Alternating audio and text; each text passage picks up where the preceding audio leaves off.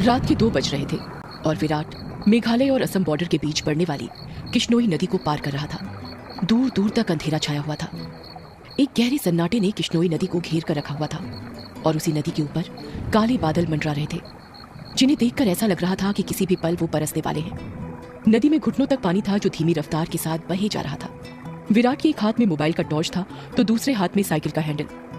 विराट पैदल पैदल मोबाइल के टॉर्च की रोशनी के सहारे नदी पार कर ही रहा था कि तभी उसका मोबाइल बजने लग जाता है। विराट फोन उठाते हुए कहता है, हाँ वन्ना बोलो। मोबाइल के अंदर से एक औरत की आवाज सुनाई देती है। कहाँ तक पहुंचे आप जी? किश्नोई नदी तक पहुंच गया हूँ वन्ना, बस ये किश्नोई नदी पार की और फिर मैं सीधे तुम्हारे पास। वन्ना की घबराते हुए आवाज सुनाई देती है। क्या कहा? किश्नोई नदी पार कर रहे हो आप? और नहीं तो क्या, अब तुम्हें तो पता ही है कि बंगला मुडा गांव से रोगंका मुचा गांव जाने का एकमात्र यही रास्ता है और वो भी नदी पार करके जाना पड़ता है। आपको इतनी रात में वापस नहीं आना चाहिए था, ग्रेवयार्ड कोठी में ही रुक जाना चाहिए था। आपको पता है ना नदी के पास वो घूमती है। विराट हैरानी के साथ पूछता है, वो घूमती है मतलब? आपको सब पता है पर फिर भी आप जानबूझकर ऐसा बोल रहे हैं ना? माँ जी ने बताया था ना कि नदी पार करते वक्त उसका नाम नहीं लेना चाहिए वरना वो सच में आ जाती है। वंदना, तुम भी ना कहाँ माँ की बातों में आ गई। लगता है माँ ने तुम्हें भी यक्षिणी की कहानी। विराट अपनी बात पूरी करता उससे पहले ही वंदना घबराते हुए कहती है, चुप हो जाओ जी।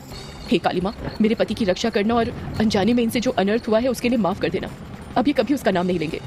विराट हंसते हुए कहता है, क्या वंदना, तुम भी ना, ये यक्षिणी वक्षिणी कुछ नहीं होती, समझी तुम? ये सब बस मनगढ़ंत बातें हैं जो गांव वालों ने बनाई है और कुछ नहीं। आप नहीं मानते तो मत मानिए, पर मैं तो मानती हूँ। आप ना जल्दी से आ जाइए बस। हाँ वन्ना, आ रहा हूँ, बस ये नदी तो पार कर लूँ पहले। अच्छा मैं रखती हूँ। अरे ऐसे कैसे? तुम्हें नहीं लगता तुम कुछ भूल रही हो? मैं भूल रही हूँ? क्या भूल रही हूँ? यक्षिणी के बारे में याद रख सकती हो, लेकिन ये याद नहीं रख सकती कि आज हमारी शादी की सालगिरह है। गलती हो गई जी, माफ कीजिएगा। आपकी फिक्र में तो मैं भूल ही गई थी। विराट मुंह बनाते हुए कहता है, अब भूल गई थी तो उसकी सजा तो मिलेगी तुम्हें। सजा के लिए तैयार रहना। वन्ना प्यार से पूछती है, अच्छा तो क्या सजा देंगे आप? तुम्हारी सजा ये है कि तुम्हें आज रात भर जागना पड़ेगा। वन्ना शर्मा जाती है और शर्माते हुए कहती है, आप भी ना कैसी कैसी बातें करते हैं आप।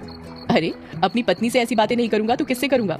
ठीक है आ जाइए, मैं इंतजार कर रही हूँ आपका, जल्दी आना। वन्ना फोन कट कर देती है और विराट वापस से नदी पार करने लग जाता है। अभी विराट ने 1-2 कदम ही आगे बढ़ाए थे कि तभी उसको पायल बजने की आवाज सुनाई देती है। विराट को लगता है कि उसके पीछे से कोई लड़की भागते हुए निकली हो। पायल की आवाज सुनकर विराट जहां पर था वहीं पर रुक जाता है और पीछे मुड़कर देखने लग जाता है। जब वो पीछे मुड़ता है तो सिवाय अंधेरे के उसे कुछ दिखाई नहीं देता। उसके पीछे कोई नहीं था। ये वंदना भी ना यक्षिणी का नाम लेकर मेरे मन में उसका वहम डाल दिया और वही वहम डरा रहा है अब मुझे। और वैसे भी मैं तो खुद यक्षिणी से मिलना चाहता हूँ। बड़े चर्चे सुने हैं उसके, सुना है बड़ी खूबसूरत है। इतना कहकर विराट वापस से आगे बढ़ने लग जाता है। विराट मुश्किल से अभी 1-2 कदम चला ही था कि तभी उसे नदी के किनारे पर एक काला साया दिखाई देने लग जाता है। उस काले साए को देखकर विराट के कदम अपने आप थम जाते हैं। साए को देखकर ऐसा लग रहा था कि जैसे वो विराट का ही इंतजार कर रहा था। काले साए के पास से पायल के बजने की आवाज और चमेली के फूल की खुशबू आ रही थी। विराट के हाथ पैर कपकपाने लग गए थे। विराट डरते हुए कहता है, कहीं वंदना की बात सच तो नहीं थी? ये यक्षिणी तो नहीं? विराट उस साए को देखकर इतना डर गया था कि उसका पूरा चेहरा पसीने से लथपथ हो गया था। विराट के हाथ पैर ठंडे पड़ गए थे। उसका दिल जोरों से धड़कने लग गया था। उसकी समझ में नहीं आ रहा था कि वो क्या करे। विराट डरते हुए कहता है, कौन है वहां पर? कोई जवाब नहीं आता है। सन्नाटा अभी भी छाया हुआ था। विराट अपने मोबाइल का टॉर्च उस काले साए पर मारने लग जाता है। जब उस टॉर्च की रोशनी उस काले साए पर पड़ती है तो विराट देखता है कि वो साया किसी और का नहीं बल्कि एक लड़की का था। नदी के किनारे पर एक बहुत ही खूबसूरत लड़की खड़ी थी जिसकी उम्र करीब 24 साल और लंबाई 5 फीट 2 इंच थी। उसकी लंबी सी गर्दन, गुलाबी से होंठ, बाल खुले हुए जो उसकी कमर तक आते थे। उसका गोरा बदन और उसी गोरे बदन पर उसने काली साड़ी पहन रखी थी। वो लड़की किसी अप्सरा से कम नहीं लग रही थी। वो इतनी खूबसूरत थी कि कोई भी मर्द उसका रूप देखकर अपनी हदों को भूलकर उसकी बाहों में मदहोश होना चाहे। वो लड़की अपने हाथ से विराट को इशारा करते हुए अपने पास बुलाती है। उस लड़की को देखकर विराट भूल गया था कि यक्षिणी जैसी कोई चीज भी होती है। विराट अपनी साइकिल को वहीं पर छोड़ देता है और जल्दी जल्दी उस लड़की के पास जाने लग जाता है, जैसे उसके बदन में कोई आग लग गई हो। विराट उस लड़की के पास जाकर उससे धीरे से पूछता है, कौन हो तुम और यहाँ पर क्या कर रही हो? क्या नाम है तुम्हारा? लड़की अपने चेहरे पर मुस्कान लाते हुए कहती है, नाम? नाम में क्या रखा है? जो रखा है काम में रखा है। कैसा काम? लड़की विराट की आंखों में देखते हुए कहती है, वही काम जो तुम घर पर जाकर अपनी पत्नी के साथ करने वाले थे। तुम उसे आज रात भर जगाना चाहते थे ना? क्या तुम मुझे नहीं जगाओगे? उस लड़की की आंखों में एक नशा सा था जिसे देखकर विराट सब कुछ भूल गया था। ऐसा लग रहा था जैसे वो उसके वश में आ गया हो।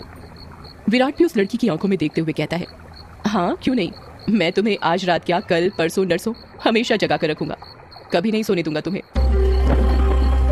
इतना कहते ही विराट उस लड़की को अपने सीने से सटा लेता है और अगले ही पल दोनों नदी की रेत पर निर्वस्त्र पड़े हुए थे। दोनों के जिस्मों की गर्मी से रेत उनके शरीर पर चिपक गई थी। उस लड़की के बदन में से चमेली के फूलों की खुशबू आ रही थी। लड़की नीचे थी और विराट उसके ऊपर। विराट के माथे की पसीने की बूंद ये साफ जाहिर कर रही थी कि वो थक चुका था और उसके बदन की सारी ताकत खत्म होने वाली थी। पर उस लड़की का चेहरा देखकर ऐसा लग रहा था जैसे अभी कुछ हुआ ही नहीं था। उसके अंदर की प्यास अभी नहीं बुझी थी। विराट अपने चरमोत्कर्ष अवस्था में पहुंचने वाला था और कुछ ही पलों में वो उस लड़की के बदन पर ध्वस्त होने वाला था। तभी उसकी नजर उस लड़की के वक्ष पर पड़ती है और वो देखता है कि उस लड़की के वक्ष पर धीरे धीरे झुर्रियां आने लगी थी। उसके हाथ पैरों की नसें बाहर निकलने लगी थी। उसके बाल काले से सफेद होने लगे थे। देखते ही देखते वो लड़की अचानक से बूढ़ी औरत में तब्दील हो जाती है। ये सब देखकर विराट की आंखें फटी की फटी रह गई थी। उसका गर्म बदन अचानक से ठंडा पड़ गया था। विराट कांपते हुए कहता है, कौन हो तुम? वो लड़की धीरे से कहती है, मैं यक्षिणी, तेरी मौत। ये सुनकर विराट के रोंगटे खड़े हो जाते हैं और वो झट से उससे दूर हटने लगता है। पर उसी वक्त यक्षिणी उसे अपने दोनों हाथों से पकड़ लेती है और कहती है, अभी कहाँ जा रहे हो प्रियतम? मेरी प्यास अभी बुझी नहीं है। तुम तो मुझे कल परसों नरसों हमेशा तक जगाना चाहते थे ना? क्या हुआ, थक गए या डर गए मेरा असली रूप देखकर? विराट उसका खौफनाक चेहरा देखकर इतना डर गया था कि कुछ नहीं बोल पा रहा था। उसको यक्षिणी की आंखों में खुद की मौत नजर आ रही थी। यक्षिणी गुस्से में कहती है, वासना की प्यास में तू ये भूल गया कमीने कि तेरी पत्नी वंदना तेरा घर पर इंतजार कर रही है और तू यहाँ पर मेरे साथ? तुम मर्द कभी एक स्त्री से प्यार कर ही नहीं सकते। तुम्हारी हवस कभी खत्म नहीं होने वाली। इतना कहकर यक्षिणी अपना हाथ विराट के सीने पर रख देती है। यक्षिणी के लंबे लंबे काले नाखून थे जो चाकू की तरह पहने थे। विराट डरते हुए कहता है, नहीं नहीं, ऐसा मत करो, जाने दो मुझे। जाने ही तो दे रही हूँ, भोली भेंटोला, भोली भेंटोला। इतना कहकर यक्षिणी अपना हाथ विराट के सीने के अंदर घुसा देती है और उसी वक्त जोर से काले बादल गरजने लगते हैं और बारिश होने लगती है। विराट के शरीर का खून नाखूनों के सहारे यक्षिणी के शरीर में जाने लगता है। जैसे जैसे खून यक्षिणी के शरीर के अंदर जा रहा था वो वापस से जवान होती जा रही थी। यक्षिणी वापस से अपने पुराने रूप में आ गई थी और विराट का शरीर सूखकर सफेद पड़ गया था। उसके अंदर खून की एक बूंद तक नहीं थी पर उसकी धड़कनें अभी भी चल रही थी। यक्षिणी अपना मुंह विराट के कान के पास ले जाती है और फुसफुसाते हुए कहती है, राम रो न राम रो, राम रो न राम रो। इतना कहकर यक्षिणी अपना खून से सना हाथ विराट के सीने से बाहर निकालने लग जाती है। जैसे ही यक्षिणी अपना हाथ विराट के सीने से बाहर निकालती है विराट अपना दम तोड़ देता है क्योंकि यक्षिणी के हाथ में विराट का दिल था जो सिकुड़ चुका था। अगले ही पल यक्षिणी विराट का दिल लेकर गायब हो जाती है, ठीक उस तरह जिस तरह बारिश की बूंदें होती हैं।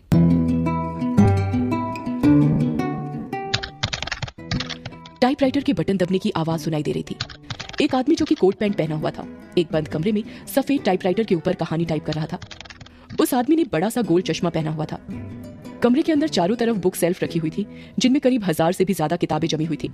टेबल के ऊपर ही एक एशट्रे थी जिसमें कुछ आधी जली तो कुछ पूरी जली सिगरेट और ऐश रखी हुई थी। लेखक खुद से कहता है, चलो ये भाग तो पूरा हुआ, अब दूसरे भाग में वंदना अपने पति की मौत का बदला लेगी, साथ में यक्षिणी के अभिशाप का पता लगाएगी और उसे इस अभिशाप से मुक्ति दिलाएगी। रीडर्स को बहुत दुख होगा विराट की मौत से, पर क्या करें, मौतें होंगी तभी तो हॉरर कहानी आगे बढ़ेगी। इतना कहकर लेखक एक सिगरेट जलाता है और उसके कश खींचते हुए अपने मोबाइल से किसी को फोन करने लग जाता है। फोन के अंदर से उबासी लेते हुए आवाज सुनाई देती है, हेलो कौन? हेलो जगदीश, वो मैं बोल रहा था कि कहानी तैयार हो गई है। अच्छा सर आप हैं? क्या कहा आपने? कहानी तैयार हो गई? ये तो बहुत अच्छी बात है सर, पर बुरा मत मानिएगा सर, ये बात आप मुझे सुबह भी बता सकते थे, इतनी रात में कॉल करने की क्या जरूरत थी? लेखक सिगरेट का कश खींचते हुए कहता है, क्या कहा इतनी रात में? आखिर अभी वक्त ही क्या हुआ है? बस।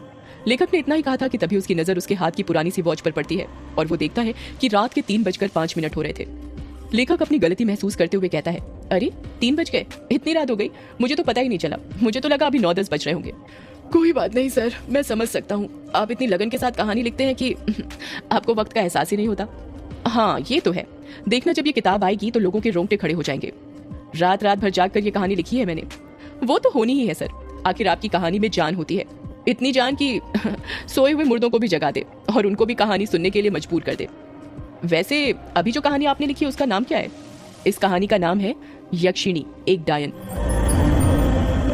मोबाइल के अंदर से हैरानी के साथ आवाज सुनाई देती है। क्या कहा सर? यक्षिणी? हाँ यक्षिणी, क्या हुआ, तुम इतने शॉक क्यों हो रहे हो? सर मैंने सुना है ये जो यक्षिणी है ये आपके गांव के पास जो किश्नोई नदी है वहां पर घुमा करती है और मर्दों के साथ वो सब यानी वही सब करके उन्हें मार देती है। हाँ तो सर आपको डर नहीं लगता जिस गांव में यक्षिणी घूमती है वहीं पर रहकर उसके बारे में कहानी लिखकर अगर यक्षिणी ने आपको कुछ कर दिया तो? जगदीश, यक्षिणी इतनी बुरी नहीं होती जितना गांव के लोग और तुम सब समझते हो। मतलब ये कि यक्षिणियां बहुत अच्छी होती हैं, इतनी अच्छी कि दूसरों की खुशी के लिए अपना सब कुछ कुर्बान करने के लिए तैयार हो जाए। पर कभी कभी जिंदगी में कुछ ऐसी घटना घटती है कि आपकी पूरी जिंदगी बदल जाती है। कैसी घटना सर? मैं कुछ समझा नहीं। पौराणिक मान्यताओं के अनुसार हमारे ब्रह्मांड में अनेक लोक हैं जिसमें देवी देवताओं, सुर असुर, राक्षसों का वास होता है। इन सभी लोकों की दूरी पृथ्वी से अलग अलग है। कहा जाता है कि इन सभी लोकों में विष्णु लोक सबसे ऊपर है और सबसे निचला लोक यक्ष, यक्षिणियों और अप्सराओं का है जो पृथ्वी से सबसे नजदीक हैं। जो लोग पृथ्वी के सबसे नजदीक हैं उस लोक के देवी देवताओं की पूजा करने से वो देवी देवता जल्दी प्रसन्न होते हैं। जगदीश बीच में ही बोल पड़ता है, ऐसा क्यों सर? उस लोक के देवी देवता इतनी जल्दी प्रसन्न क्यों होते हैं?